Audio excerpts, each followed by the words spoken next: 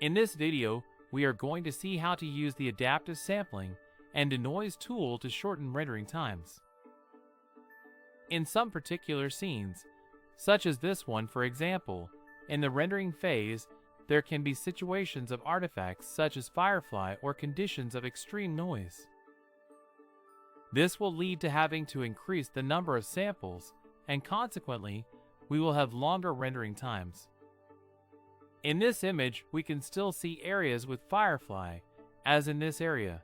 We used 15,000 samples and took 6 minutes.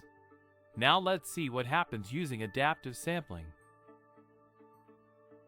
We keep a copy of this render here. By activating the adapted sample, we allow Octane to concentrate the computing power of the GPUs only in the areas that still need cleaning. This significantly reduces the time, as Octane will stop using resources to calculate the fields of render zones that have already been optimally cleaned.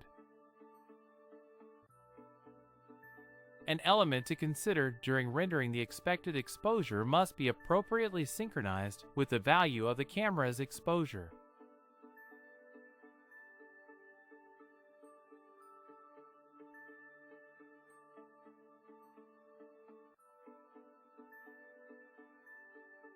We activate adaptive sampling.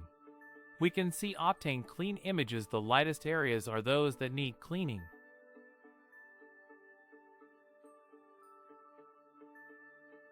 The green zones indicate that Octane has stopped using GPU resources in those zones and is focusing on the areas that still need to be cleaned.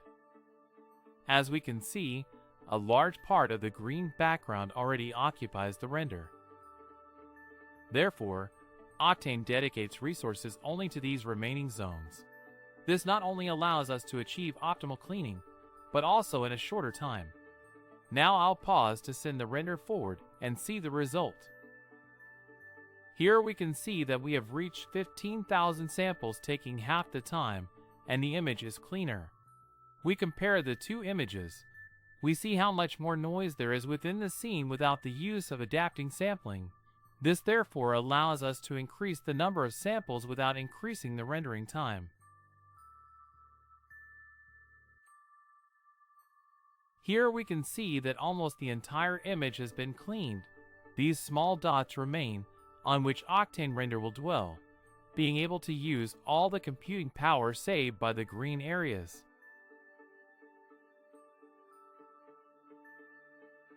Another useful tool to reduce rendering times is denoising. In some cases, such as when rendering an animation, we may need to reduce rendering times as much as possible due to the large amount of frames to be rendered.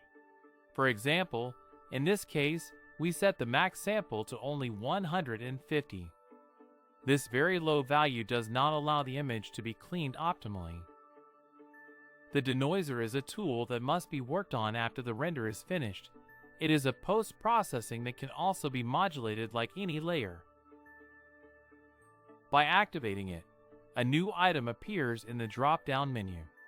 At the end of the render, the Denoiser will work, cleaning the image. Here is where the result is optimal, considering that the render has only 150 samples.